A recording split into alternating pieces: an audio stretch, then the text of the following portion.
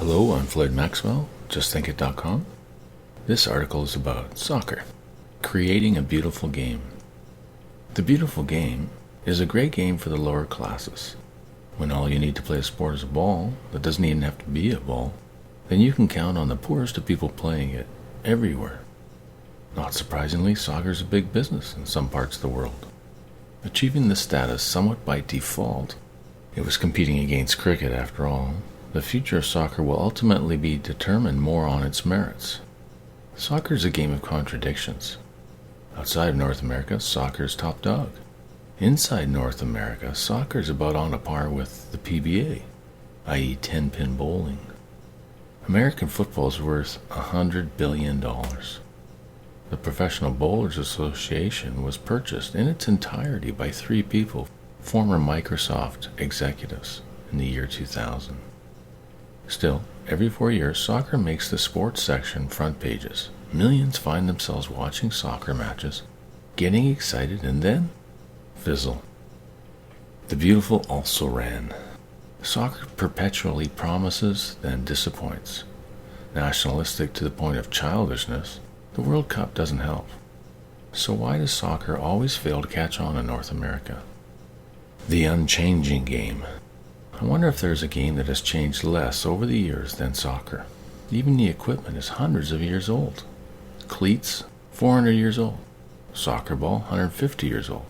The net, Cuju had nets 1,800 years ago. The problems. Problem number 1, soccer is boring. Problem number 2, soccer is unfair.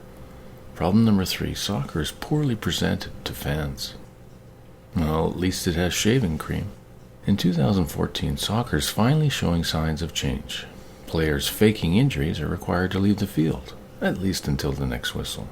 Penalty kicks now have the kick point and the 10-yard gap defined with temporary foam, but still no beauty. When Messi shines, the game will shine. In July 2014, 538.com featured an article on Lionel Messi. In it, Benjamin Morris scientifically compared Messi with his peers, everyone who currently plays in the Premier League. Messi came out on top. So far on top that the writer called him impossible. Yet, at the World Cup, Messi had just 1 goal prior to this year. Looking out for number 10. Gretzky had Dave Semenko. A hockey goon, Dave's job began when somebody hit Gretzky too hard. As a fan, I'm glad Dave was on the team. Messi has nothing and no one. Opponents can foul Messi all day long. After colliding, jostling, shoving, and kicking him, the judges of soccer will graciously award Mr. Messi that priceless invention of soccer, the free kick. What about other sports? In baseball, when you commit a foul, like running outside the base path, for example, you're out. Talk back to an official and you're out of the game itself. Fouling does not benefit you in any way. In football, when you commit a foul, like jumping offside or holding on to a player when you're not allowed to, your side loses yards and a down. If the other team had the ball, your foul means that they can take the yards or redo the down, their choice. Fouling does not benefit you in any way. In hockey, when you commit a foul, like grabbing the other guy or pushing him into the boards or hitting him with your stick, you get a 2-minute penalty. During that time, your team is playing 1 player short. Your side has 4 players while the other side has 5. Fouling does not benefit you in any way. In tennis, you commit a foul, like smashing your racket in frustration, you get a warning. Do it again, you lose a point. Do it a 3rd time and your match is over. Fouling does not benefit you in any way. Then there is the beautiful game. Ouch, that's an expensive free kick. In soccer, if you kick your opponent in the shins, but he still has the ball, then absolutely nothing happens, provided it was an accident. If it is deemed to have been done on purpose, you receive the largest foul of any sport, the red card. This kicks you right out of the game, like other sports, but it also leaves your team 1 man short for the rest of the match, unlike any other sport. Squeezing the referee into a corner. Is there a worse sports job than soccer referee? I don't think so. There have been numerous cases of soccer referees being attacked by fans and even killed. Forward or die. It would not be the end of the world for soccer to disappear. New sports, from ultimate frisbee to snowmobile freestyle, are appearing all the time. Life would go on. Those wanting soccer to be part of Earth's future had better embrace the C word, and the sooner the better. Change is a beautiful thing. Let's start with a clean sheet and rewrite the game of soccer. Number 1, stop the clock. Every other sport stops the clock. Benefits would be that fans get a break. Fans get to see a replay of that last great play. Non-play is identified as such. The stoppage time lunacy is done away with entirely. And announcers get a break so that they can regain the energy needed to be interesting. Number 2, change the offside rule. Soccer currently awards non-play. Benefit of this change? Number 1, more chances for the offense to score. Less emphasis on passive defense. And less emphasis on the referees. Change number 3, add more rungs to the foul ladder. The soccer penalty ladder is missing rungs. Benefits? Cheaters would lose. Fans would get to watch more and better soccer, and truly great soccer players would shine. Change number 4, stiffen the penalty for diving. Many of soccer's star players should be in Hollywood. Benefits? Fans get to watch more soccer. Cheaters do not gain from cheating. Players staying on the turf are more likely to be truly injured, and so will be cared for accordingly. Change number 5, increase the number of possible substitutions. Soccer limits substitutions for no known reason. Benefits? Fans get to watch players playing at their best. Genuinely injured and especially concussed players can be immediately removed from the game, without injuries hurting their team's chances of winning. And soccer ability becomes more important than the size of a player's lungs. Change number 6, change to sudden death overtime. Determining who wins a game with penalty kicks at the World Cup level tarnishes the game. Benefits? Fans get to see their hero win the game. The game ends with a dynamic soccer play, rather than a static set piece that is perhaps the most one-sided set piece in the history of sports. Let's look at these in detail. Change number 1. The soccer clock is shameful. While watching the World Cup this year, I realized that soccer needs to stop the clock. I want to be able to take a break while a game is on. Announcers do too. Players have found a solution, faking an injury. If this was professional wrestling, such stoppages might be a good thing to a 12-year-old. It destroys the watchability of the game, of course, but it turns out the damage and corruption goes much deeper than you might think. Basically, there's no relationship between stoppages in a soccer game and the amount of stoppage time added at the end of a game. And I have a link where you can read more about this. The average game is more than 30 minutes of stoppages, but awards less than 10 minutes of stoppage time. How could soccer mess this up so badly? So, get rid of this problem entirely. Take the clock away from the on-field referees. Clearly, they can't be trusted. The clock stops when the ball is not in play. Period. Change number 2. Why are offsides so counterproductive? Why do offsides affect half the field of play? In football, they affect the scrimmage line only, and only before the play begins. In hockey, offsides are confined to a blue line. Cross that line after the puck and you are golden. Yet in soccer, the offside region is up to half the length of the field. A 50-yard wide line. Really? What are they trying to prevent with this exciting play? Why can offsides happen in the middle of a corner kick? In football, offsides cannot occur once the ball is in play. In hockey, offsides cannot occur once play is inside the blue line.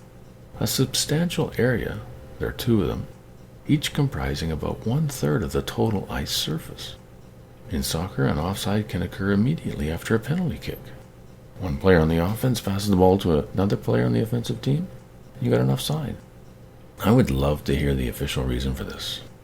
Why can't the soccer offside be like a hockey offside? That would mean there is an offside line about 1/3 of the field away from the goal. The ball has to cross this line first. Once crossed safely, the line no longer exists unless the ball comes outside the line again.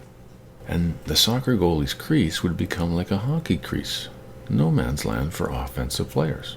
Or, like in basketball, attackers could only be in the paint for a certain number of seconds at a time, and it would be decreased to a yard or 2 deep. Outside of that area, offsides would not be possible. Change number 3. Ditch the foul penalty system. Soccer currently has advantage, which is to say no consequence whatsoever.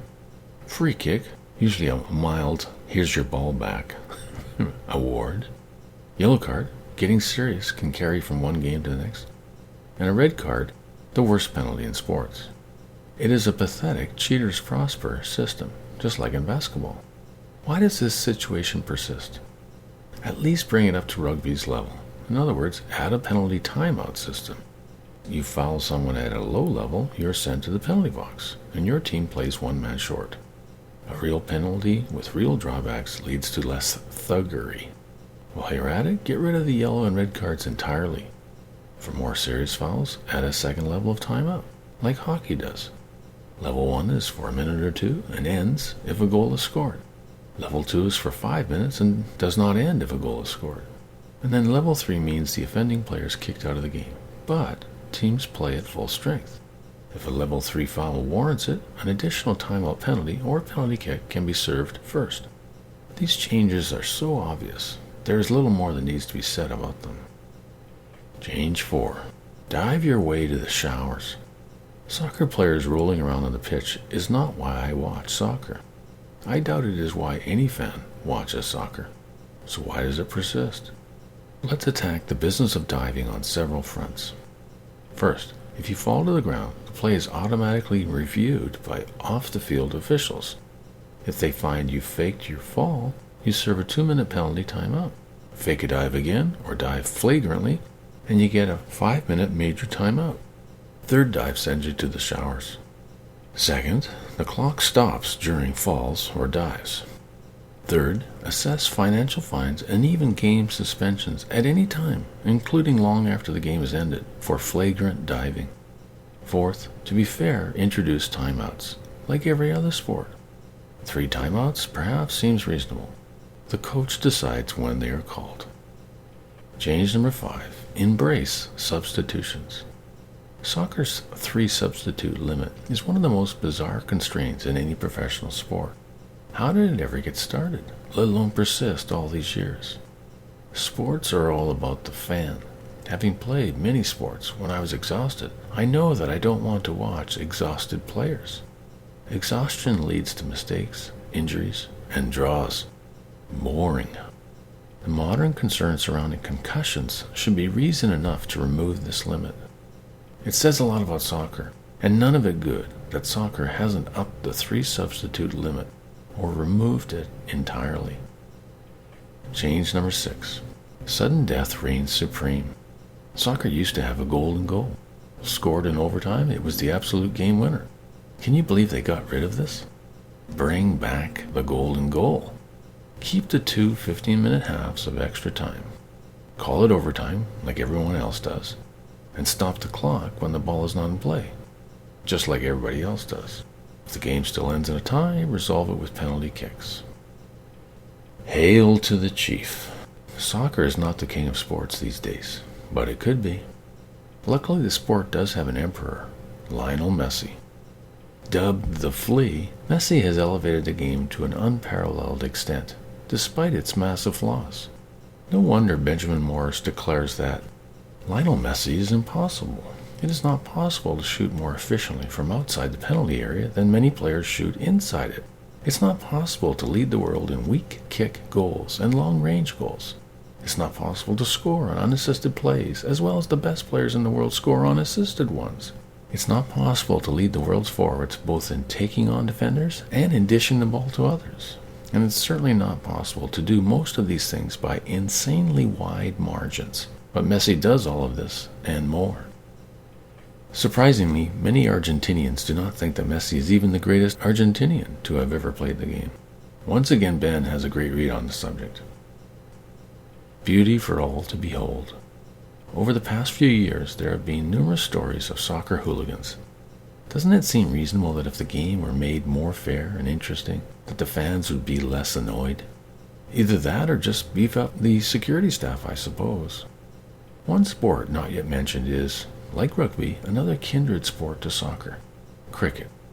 Cricket might be a perfectly designed game. The only major changes to the game have been to limit most games to 40 overs, 240 pitches per side, to set a limit on how long a game can be played. While we wait for soccer to get its act together, let's enjoy Messi the Maestro. Here are 3 of the greatest soccer highlight compilations I have ever watched. First one's called Top 50 Lionel Messi Goals. The second one is called Lionel Messi, the King of Dribbling. And the third one is Lionel Messi, the King of Dribbling 2. So this has been Floyd Maxwell, justthinkit.com, talking about soccer and trying to make a beautiful game. Good luck with your life. Take care.